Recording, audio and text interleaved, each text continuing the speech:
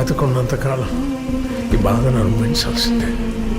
చచ్చే రోజు వచ్చేదాకా చావు కోసం ఎదురు చూడాల్సిందే. బచ్చల మల్లి నరేష్ అన్న చాలా రోజుల తర్వాత ఒక మంచి కన్బ్యాక్ ఇస్తాడని చెప్పేసి నా ట్రైలర్ చూసినప్పుడే నాకు అర్థమైంది. వీకెండ్లో ఇన్ని మూవీస్ ఉన్నా నాకు తెలిసి 4 మూవీస్ అనుకుంటా. అన్ని మూవీస్లో ఫస్ట్ ప్రిఫరెన్స్ మావాడికే ఇచ్చిన, అంటే మావాడు మీన్స్ మన తెలుగు వాడికే ఇచ్చా. దాని ఎందుకు ట్రైలర్ చూసిన వెంటనే హిట్ కొడతాడు అనుకున్నా, కానీ ఈ రేంజ్ పర్ఫార్మెన్స్ అన్న దగ్గర నుంచి వస్తుందని మాత్రం నేను ఎక్స్పెక్ట్ చేయలేదు. సినిమా గురించి ఒక్క మాటలో చెప్పాలంటే ఏమని చెప్పాలి, ఎంతని చెప్పాలి.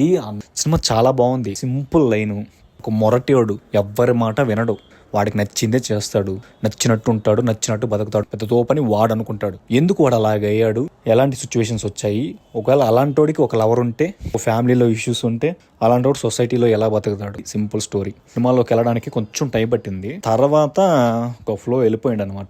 ప్లస్ పాయింట్స్ ఏమైనా ఉన్నాయంటే అల్లరి నరేష్ ఆ పర్ఫార్మెన్స్, ఆ గెటప్, ఆ లుక్, డైలాగ్ డెలివరీ అయితే ఏమి నీకు నాకైతే 1 man షో. సెకండ్ ఎవర్రా బీజియం కొట్టాడంటే వాడు విశాల్ చంద్రశేఖర్ ఏదో ఉంది నేమ్, అది మన సీతారామము అండ్ పడిపడి లేచే మనసులు, ఇవి మా టాప్ ఆల్బమ్ అనమాట. హీరో అమ్మగా రోహిణి గారు అయితే చాలా బాగా చేశారు. హీరో వాళ్ళ నాన్నకు క్యారెక్టర్ కూడా చాలా బాగుంది. అండ్ ఎస్పెషల్లీ చెప్పాలంటే రావు రమేష్, మర్చిపోయినాను, రావు రమేష్ క్యారెక్టర్ కూడా చాలా బాగుంది. హీరోయిన్ వాళ్ళ నాన్న చాలా బాగుంది, ఆయన క్యారెక్టర్ కూడా.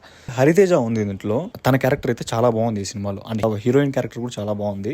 చిన్న చిన్న మిస్టేక్స్ ఉన్నాయి, ఓకే, ప్రతి మూవీలో మిస్టేక్స్ ఉంటాయి. ఆఖరికి మొన్న రిలీజ్ అయిన మన పెద్ద సినిమా పుష్ప 2లో కూడా మిస్టేక్సే ఉన్నాయి. సినిమా స్టోరీ ప్రకారం, పర్ఫార్మెన్స్ ప్రకారం ఇక్కడ బోర్ కొట్టలేదు అన్నట్టు ఆ పాయింట్ ఆఫ్ లో చూస్తాను నేను. ఒక మంచి సినిమా థియేటర్లో చూసి వచ్చిన ఫీలింగ్ మాత్రం నాకు వచ్చింది. 230 టికెట్ వర్త్ అనిపించింది నాకు. బయట టాక్ ఎలా ఉంది ఎలా అని చూద్దాం అనేసి యూట్యూబ్ ఓపెన్ చేశాను అనమాట. యూట్యూబ్ ఓపెన్ చేస్తే ఎక్కడ చూసినా యావరేజ్ టాకే ఉంది బయట అంతా. యూట్యూబ్ రివ్యూస్ అని తెలిసిందే కదా అనేసి డైరెక్ట్గా మూవీకి వెళ్ళా.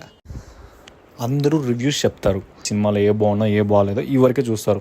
కానీ నా వరకు అయితే మాత్రం నాకు సినిమా అంటే చాలా ఇష్టం. నేను సినిమా గురించి పాజిటివ్ ఒకటే మాట్లాడతాను, నెగిటివ్ అయితే నేను మాట్లాడను. మరీ అంతగా నచ్చలేదా రివ్యూ పెట్టడమే మానేస్తానే కానీ సినిమా గురించి మాత్రం నేను బ్యాడ్గా మాట్లాడను. ఎందుకంటే ఐ లవ్ సినిమా, అంతే.